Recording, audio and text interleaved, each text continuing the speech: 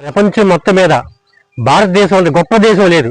ఎందుకంటే ఇది వేదభూమి, పుణ్యభూమి, కర్మభూమి, ధర్మభూమి, తపోభూమి. అలాగే ఈ దేశంలో ఉత్తరప్రదేశ్ అంటే పెద్ద రాష్ట్రం లేదు. అలాగే పరిపాలనలో మిగులు బడ్జెట్ రాష్ట్రం ఉత్తరప్రదేశ్ రాష్ట్రంగా ప్రసిద్ధి చెందింది. అలాగే మన 28 రాష్ట్రాల్లో యోగి ఆదిత్యనాథ్ లాంటి ముఖ్యమంత్రి daring, dashing, dynamic, number 1 hero.